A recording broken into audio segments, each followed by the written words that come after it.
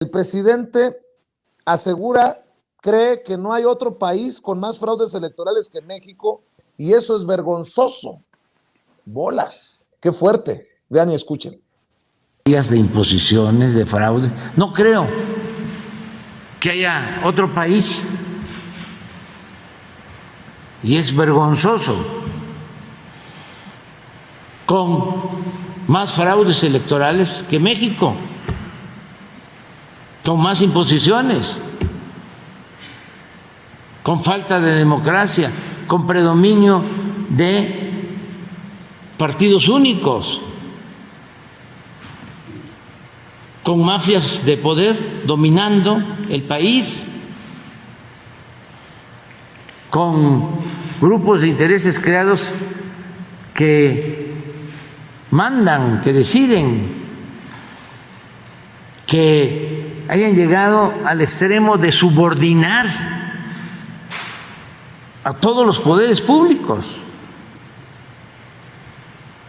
En la práctica, lo he dicho, no había una democracia en sentido estricto, era una oligarquía, era el gobierno para una minoría, no el gobierno del pueblo, para el pueblo, con el pueblo.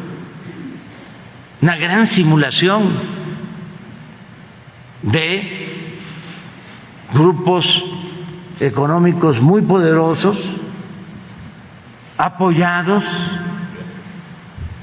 por medios de comunicación, también propiedad de esos grupos, y de poderes públicos subordinados mediante la cooptación a esos grupos que realmente eran los que mandaban.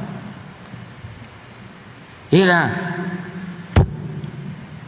el poder económico que controlaba al poder político, al poder judicial, al poder legislativo y al poder mediático. Así era.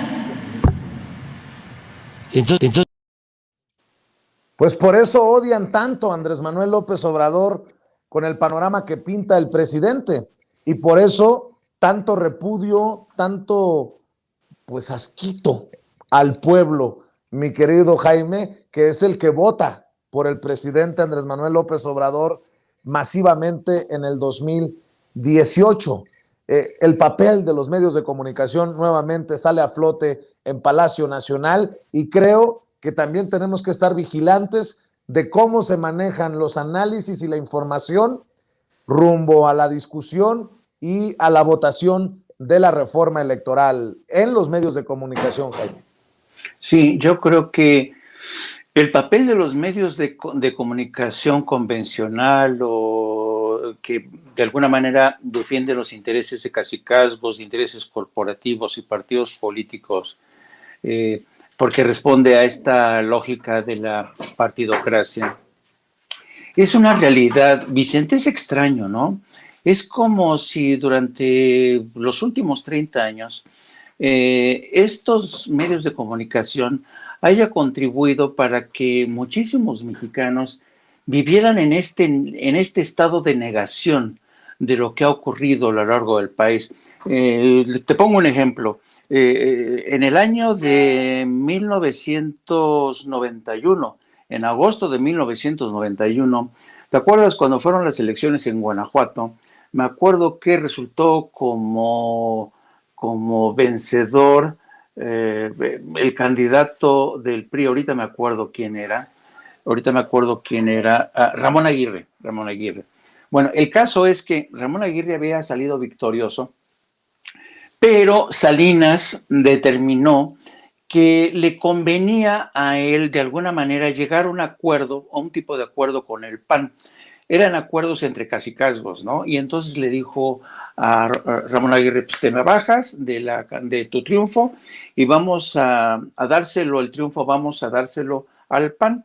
Y es así como Carlos Medino Plasencia se convirtió gobernador interino de ese estado, y así surge la cultura de las concertaciones, que le hizo un daño profundo a la democracia mexicana, porque eran acuerdos en la cúpula orquestados por Carlos Salinas de Gortari, y los medios de comunicación, pues, con raras excepciones, daban más o menos a conocer estos intríngulos de estos acuerdos tras bambalinas.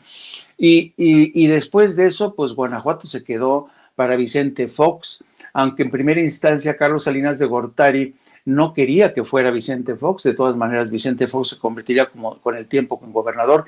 Y luego el propio Vicente Fox, bajo esta lógica de caciques, dice: yo lo que no quiero es que Andrés Manuel llegue a la presidencia, y sí, yo voy a cargar los dados. En fin, y todo esto que recordaba hoy en parte el presidente, ha sido parte de nuestra cultura, entre comillas, democrática, ¿no? Que es una cultura de concertaciones, de acuerdos, de pactos, de transacciones, y mientras tanto, los ciudadanos mirando desde la barrera, ¿no? Entonces, yo creo que al introducir esta reforma, el presidente que era una de las críticas que estaba haciendo en la entrevista con Nexos, Lorenzo Córdoba, que dice que esto es imposible, que no puede ser que un logro tan democrático como el Instituto Nacional Electoral se les hurte a los partidos, se les hurte esta nueva democracia.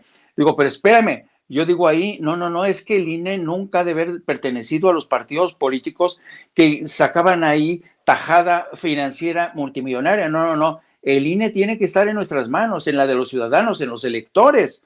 Entonces, desde ahí te das cuenta que la lógica de Lorenzo Córdoba es seguir trabajando bajo esta lógica de las castas, los caciques, responder a los intereses de Claudio X González, a los intereses del PAN, a los del PRI. Siguen estos arreglos en la cúpula. Y yo creo que ya basta.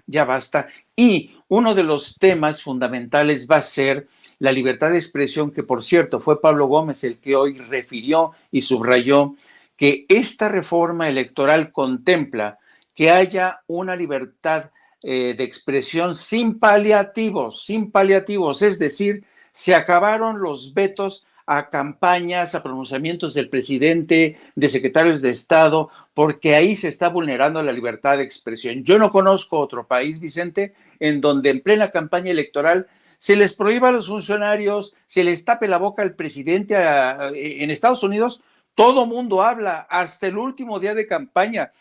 En Europa lo mismo. Yo no sé por qué México ha introducido esta cultura para mí tan perversa, del cállate y no digas cuáles son tus favoritos de aquí a la cita con las urnas, y se está atentando contra un principio elemental de la libertad de expresión. Por tanto, para mí todas las iniciativas presentadas hoy son bienvenidas en términos personales, pero ya sabemos que esta gente no está de acuerdo y ya le dieron instrucciones, por supuesto, al PRI y al PAN y al PRD para que se pongan a todo lo posible por derrotarla. Querida Adriana, por ahí entraba un superchat que se me fue de la pantalla. Espero que hayas logrado rescatarlo tú para agradecer el respaldo económico de esta audiencia diferente e inteligente. Gracias. Guzmán, el que nos criticaba, nos mandó $10 de superchat.